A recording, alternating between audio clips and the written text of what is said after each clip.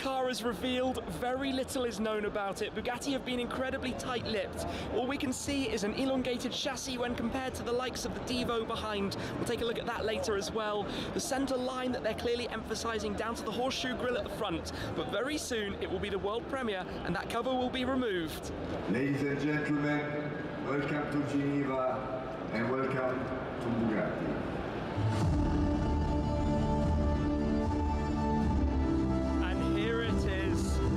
The La Voiture Noire, replacing the legendary missing Bugatti 57 Atlantic of Jean Bugatti. Wow.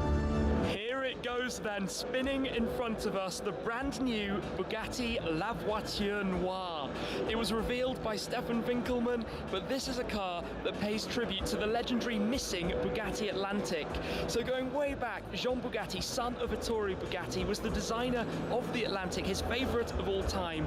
3 of the 4 that were built survived to this day. The 4th, on its way in the wartime going to Bordeaux, went missing and has never been found. This is now the reincarnation, you could say, of La Voiture Noire, an ultimate grand tourer. And as it's spinning around in front of us, look at the proportions of this car, long, low and sleek. That tail light though, as it's spinning to the back, have a look at this. So it's powered by the quad turbo 8-litre W16 with 1,500 horsepower, 1,600 Newton meters. But look at this, look at the way the roofline swoops down towards that rear. You have the shaped tail light running the full width and more, and then down at the very base, 6 exhaust tailpipes. Tribute there to the W16 engine that's inside this car. But basically it's a reincarnation, an extended chassis, a new look, a new shape, a new windscreen, effectively a new car, but a special project, a one-off that Bugatti have created, and it is beauty. The wheels, not necessarily my favorite, the way they're painted onto the tires as well. No doubt very, very big brakes for the stopping power that the car will need. Painted in black under the lights, hard to see some of the details from here, but we will head onto the stage and have an up-close look at this very shortly as well. You can see some of the distinct styling cues, that centre line that's become a big thing across Bugattis, running the full length of the car, going up over the bonnet, across the roofline towards the rear wing. But down here at the front, it takes the styling of the Devo and dials even that up a further notch with the aggression, still with that horseshoe grille, proud in the very centre, a lot of openings for the cooling and airflow that can go through the car, new headlights, a new design, in fact everything is new for this. And just look at this car, look at the proportions, look at the shape, that elongated front end, very, very clear, leading forwards towards the nose from the windscreen section, much reminiscent of the styling penned by the Bugatti design team to pay tribute back to that car, one of the most valuable classic cars in the entire world, in fact, the Bugatti SC Atlantic. Really, well, if one were to sell in today's market, it could be hundreds of millions of dollars or euros or pounds, you name your currency. It is that level of vehicle, and really such an iconic and special part of Bugatti's history that they're now paying tribute to with the launch of this, their first one-off project following the success of the Devo not all that long ago, launched at Pebble Beach, sold for 5 million euros, all of which sold out instantly. This, as soon as they suggested the idea of creating the car, the customer came forward immediately to jump at the opportunity to purchase this. And can you blame them? Look at this, look at the styling, look at the design, look at it up a little bit closer, that diffuser, the aggression, the size of it, but how low it is to that rear edge, that leading edge, how sleek it is over the entire lines, trailing over the car towards the front. As you can hear though, it's busy here, press conferences running left, right and centre. In a moment we'll head onto the stage though and take a better look at this. So the lights here, it is completely stealthy with everything finished black. I still can't quite get over down there the 6 exhaust tailpipes, but also the length of that diffuser that carries right under with those fins that you can see popping down beneath it, and almost the kind of tunnel effect going over. But the design matching up with that, lots of open area for the cooling, the illuminated Bugatti text across the rear underneath that tail light. Look at that, look at the design of that tail light. That's magnificent. On the side you have the fuel and oil filler caps, quite prominent in their design with the chrome feature, pretty much one of the only chrome features on the actual car outside of the wheels and the indicator I suppose that you have on the door mirror.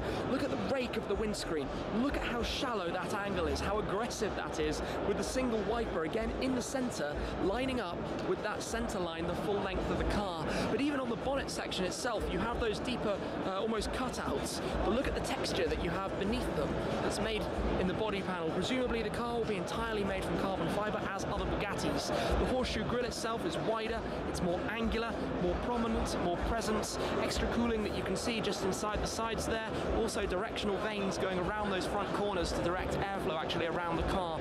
Design has to meet engineering, has to meet performance. Bugatti's of course known for their ultimate speed and comfort while driving at speed. This though is no doubt going to take that and be even more positioned as a Grand Tourer, where the Devo for example went more towards the aggressive end. The wheels look very large, the gaps in the arches look tiny, it's sitting low, it's sitting just in such a beautiful way. Its presence and its stance is absolutely out of this world. The rear deck hiding away that W16.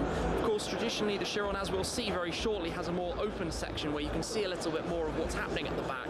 But for aerodynamics, for airflow, for smoothness, but also to match the design of the Atlantic, everything is very much flowing, smooth, minimalistic lines. There are no lines where they aren't required pretty much anywhere on the entirety of this car. And actually, I can see, looking a little bit closer, that the entire bodywork is actually exposed carbon fiber. I hadn't spotted that before. I thought it was gloss black paint, but you can see that it is carbon that you have for the black panels, the black painted panels, looking very, very nice under the showroom style lights here at the Geneva Motorshow. That illuminated strip though, the chrome strip that runs all around the car, just wow, just absolutely wow. And as I said, it's a project they commissioned, they wanted to start building, and they found a customer almost instantly. And are you surprised when you look at this? Is it surprising that a customer came straight forward, even considering the price tag, 16.7 million euros? This, of course, is a model. It's not the final car, so it doesn't have an interior that we can explore, but Bugatti are famed for their comforts, for the luxuries of their interior too, so no doubt that is going to be very, very special. But I am just, well, in awe, taking this in as it spins around on the stand in front of us here, straight after the covers are pulled off for the very first time, and it is launched on the show floor of the 2019 Geneva International Motor Show.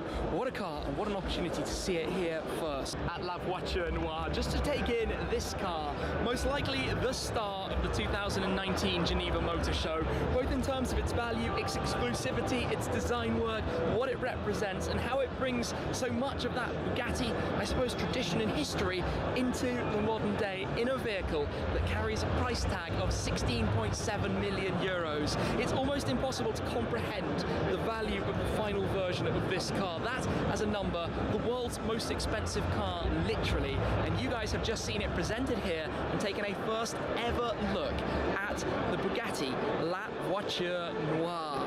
I had an inkling that might be the name, that might be the history. They did an amazing teaser campaign building back some of the history of the Type 57. Of course, it was very sad that back in 1939, Jean Bugatti sadly passed away in an accident in a race car of the Type 57. What a way to tribute so much of that history with the release of this. One customer out there is a very, very lucky individual indeed. This is going to be a spectacular thing, and what a project it must be to work on as well with Bugatti, to create the vehicle, to be part of that, and to own such an important piece of automotive history. Like it or not, this is a very, very special car. To be honest, I love what it represents and how it looks. Anyway, I'm going to leave it for there. Thank you very much for watching.